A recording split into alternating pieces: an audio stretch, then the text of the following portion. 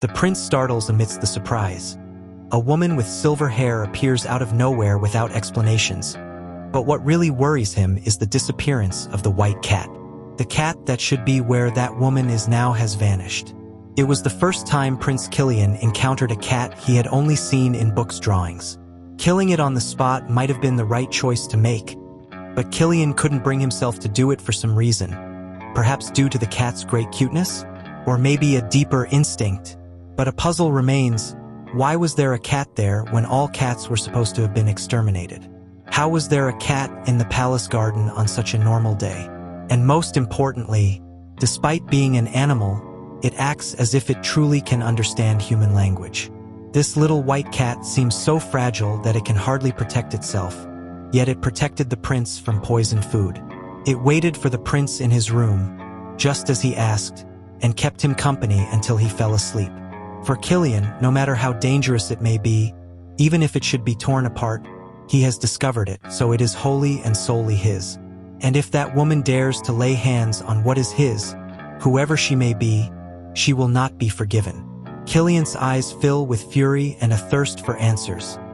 He commands that woman to wake up immediately, but the beautiful woman sleeps deeply like a baby. The prince becomes even more irritated by such insolence, then touches the woman, ordering her once again to open her eyes in the name of the empire.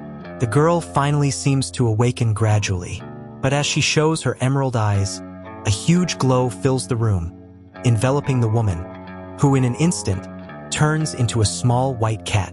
This completely shocks Killian. Does that mean that the white cat was that woman? And that woman is this little cat? The same cat I found? But what the heck? The sleepy cat wakes up still full of sleep, wondering why the prince is waking up a cat in the middle of the night, but something bothers her more than that. Killian's expression doesn't seem friendly at all. Could the cat have moved while sleeping and accidentally kicked him or touched his wounds? She can't find the answer. And then amidst that cloud of doubts and surprises, Killian breaks the silence. "Who are you?" he asks the cat. Even though he asks that, it's not like she could answer, at least not in the human language, so she just meows. The prince even struggles to express himself. He tries to talk about what happened, but the words simply won't come out, and the cat is filled with doubts. So he asks, "Are you a cat? A real cat?"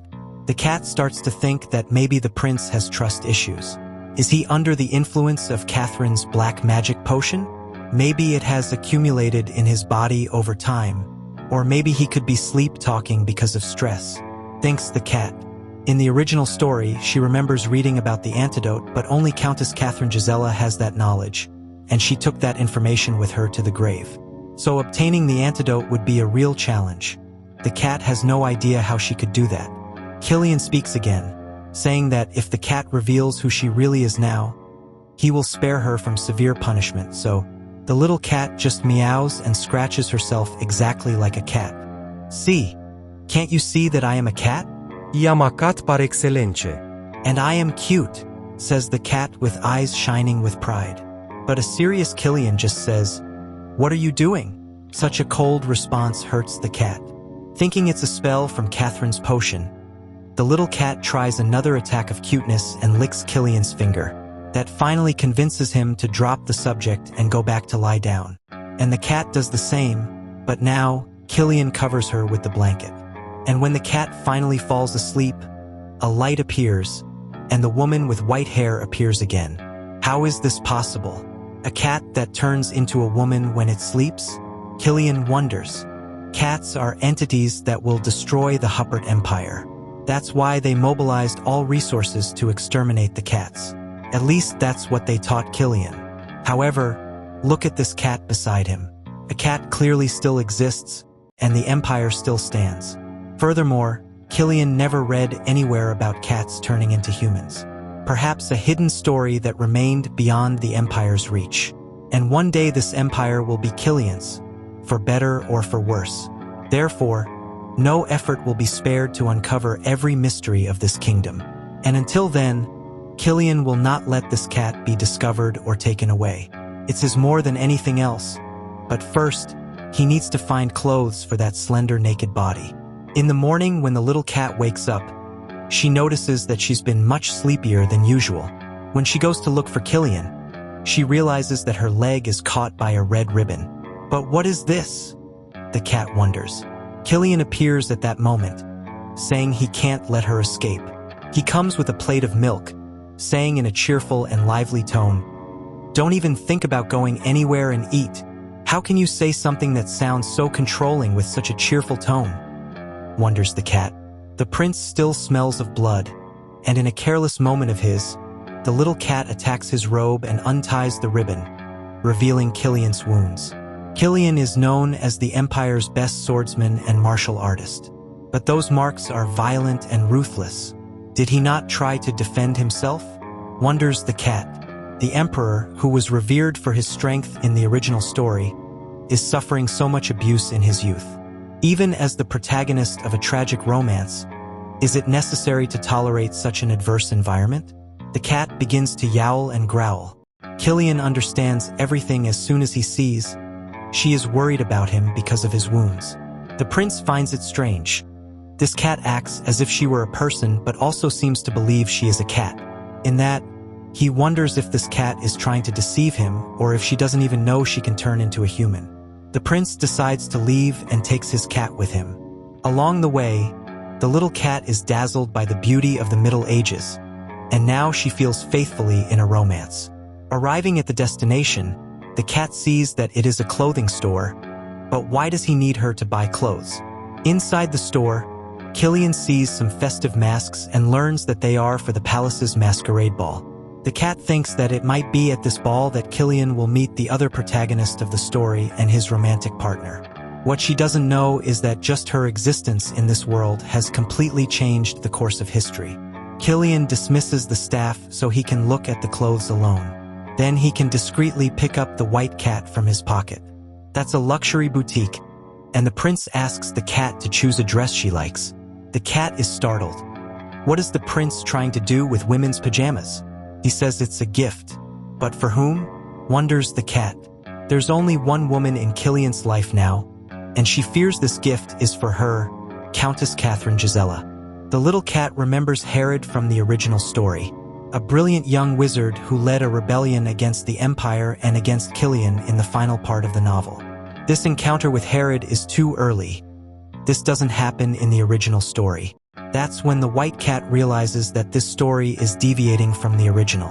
In other words, the little cat won't be able to predict the future from now on. Herod rages, asking why bring a cursed creature there.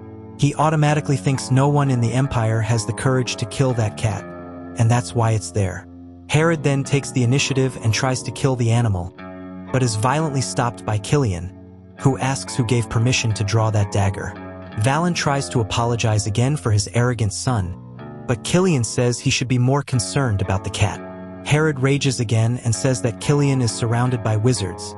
He must be crazy if he thinks there won't be consequences for pointing a sword at him. Valen tells him to shut up and be careful with what he says and apologizes to the prince, saying that his son is too young to understand the situation. He asks Killian to lower his sword, and he does, saying that the cat belongs to him. Therefore, those who touch what is his must be punished. But this time he will let it pass. Valen exclaims, "It was said that the cats would bring the end of the empire, so how can the crown prince have one?" Killian doesn't like to waste time, so he invokes his aura, asking what will be faster, them drawing the runes or his fire spreading.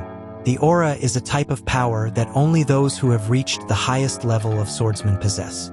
This is a secret power of Killian's, never used in public. Because it's a power similar to magic, few actually use it on the battlefield. This place is full of wizards who oppose the Empire. Revealing this could put Killian in danger later on. Valen accepts the prince's command and asks him to lower his aura. The little cat can hardly believe it. The timeline is already completely different from the original. Valen uses his magic and analyzes the white cat, and in this, he has a great surprise. That power is immensely superior to everything.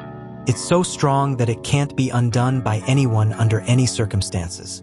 This little white cat has a divine blessing. God is protecting that cat.